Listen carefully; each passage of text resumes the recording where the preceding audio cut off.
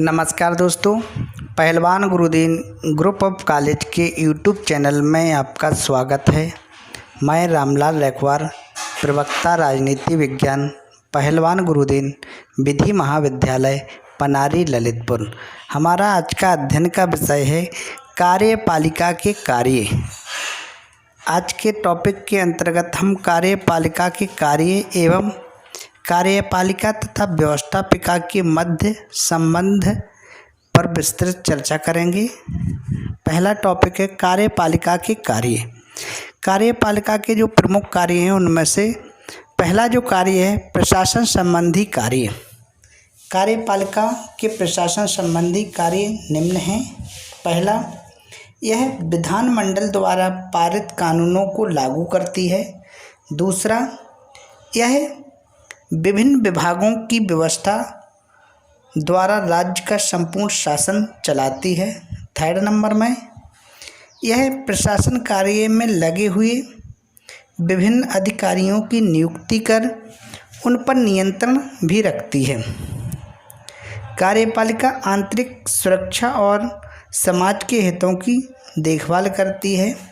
अगला जो कार्यपालिका का प्रशासन संबंधी कार्य है, कानूनों का उल्लंघन करने वालों को गिरफ्तार कर उन्हें न्यायालयों के समक्ष ले जाती है। अगला जो कार्य है, कार्यपालिका देश की रक्षा का प्रबंध करती है। प्रशासन संबंधी कार्यों में जो अगला कार्य है, यह नागरिकों पर लगाए गए करों का संग्रह करती है। इस प्रकार कार्यपालिका का प्रधान कार्य कानूनों को लागू करना, उसकी व्यवस्था करना तथा उनकी रक्षा करना है।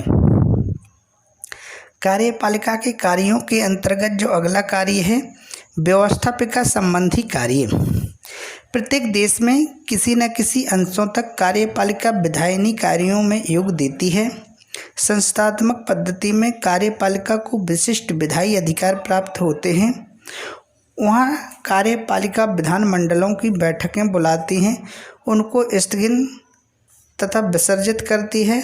कार्यपालिका का प्रधान विधानमंडल के निम्न सदन को भंग कर सकता है।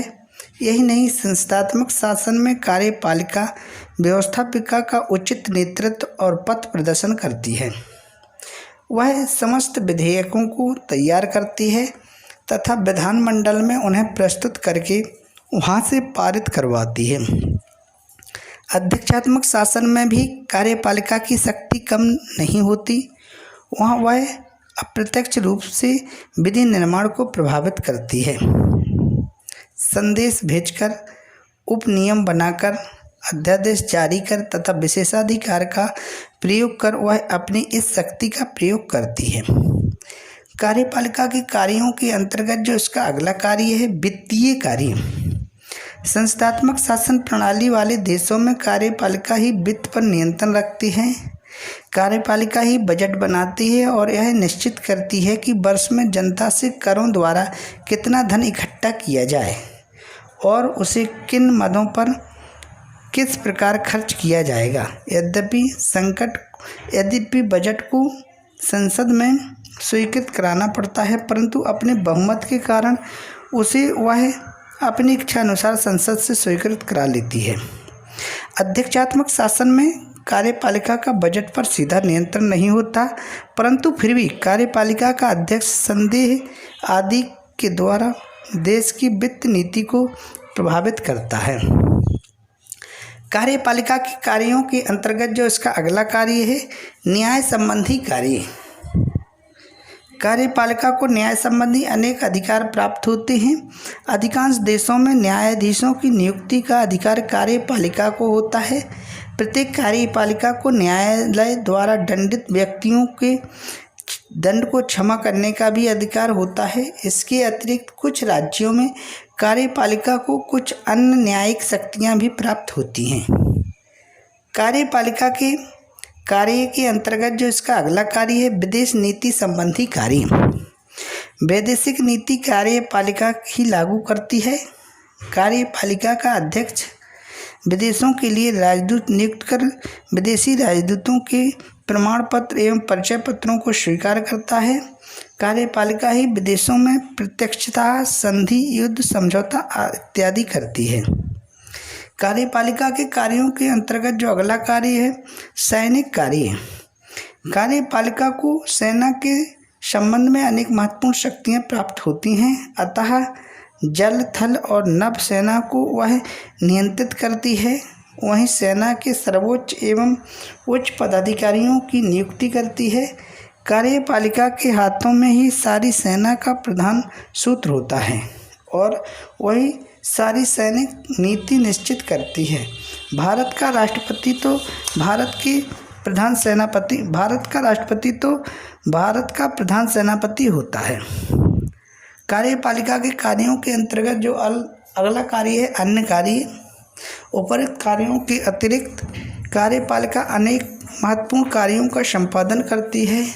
आजकल लोक कल्याणकारी राज्यों, वेलफेयर स्टेट का युग है, अतः कार्यपालिका द्वारा अनेक जनहितकारी कार्यों की पूर्ति होती है।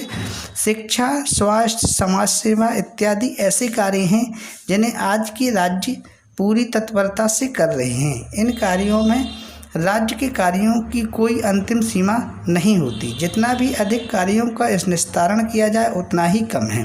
अगला जो टॉपिक है इसी में, कार्यपालिका तथा व्यवस्थापिका के मध्य संबंध। इसका अध्ययन लोकतंत्र में व्यवस्थापिका महत्वपूर्ण है, क्योंकि यह जनता द्वारा निर्वाचित संस्था है और जन आकांक्षाओं का प्रतिनिधित्व करती है।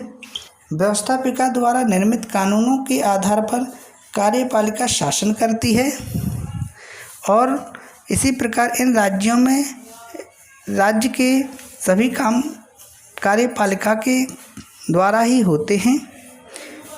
न्यायपालिका न्याय करती है, अतः सरकार के तीनों अंगों में व्यवस्थापिका का महत्वपूर्ण स्थान है।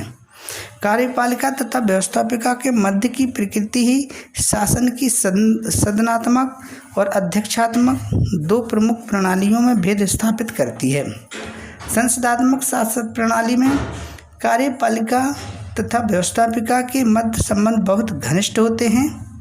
कार्यपालिका को व्यवस्थापिका की एक समिति कहा जाता है।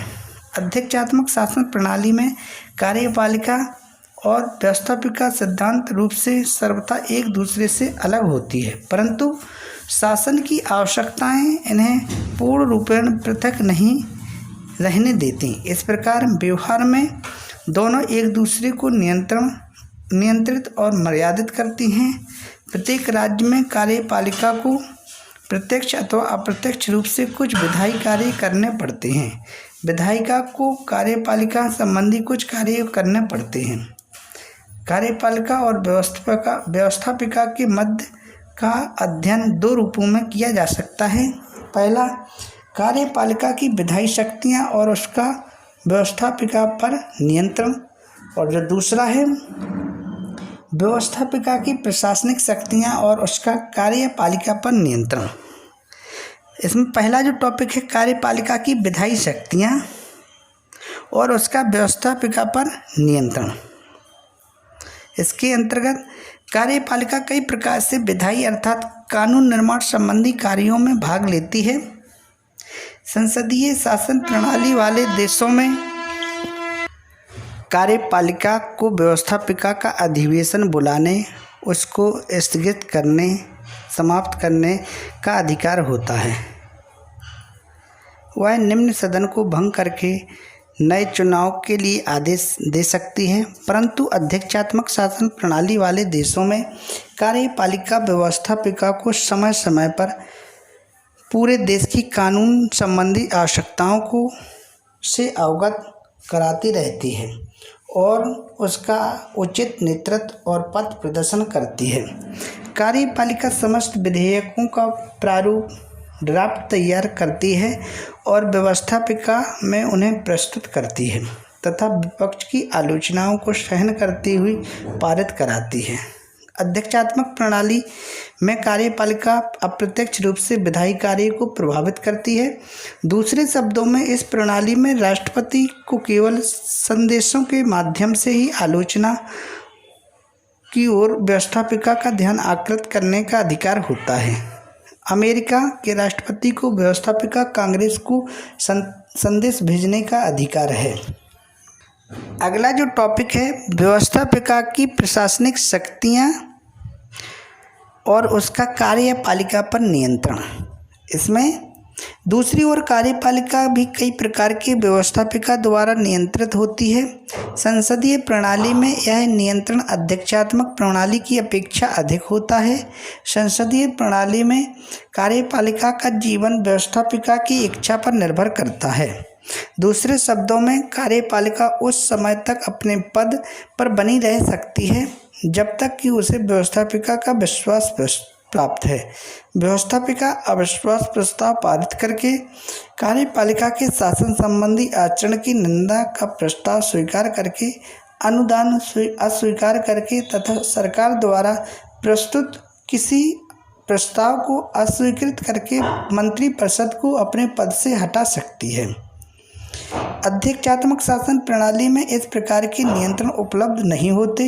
इसमें कार्यपालिका को नियंत्रित करने के दूसरे साधन हैं। अमेरिका में लोक सदन राष्ट्रपति को महाभियोग द्वारा पद से हटा सकता है। इसी प्रकार सीनेट को कार्यपालिका द्वारा की गई उच्च नियुक्तियों की स्वीकृति प्रदान करने का अधिकार है तथा राष्ट्रपति द्वारा प्रत्येक संधि के लिए उसका अनुमति प्राप्त करना आवश्यक है। अतः हमारा जो आज का अध्ययन का विषय था, कार्यपालिका के कार्य एवं कार्यपालिका तथा व्यवस्थापिका के मध्य संबंध, इसका विस्तृत अध्ययन किया गया। धन्यवाद।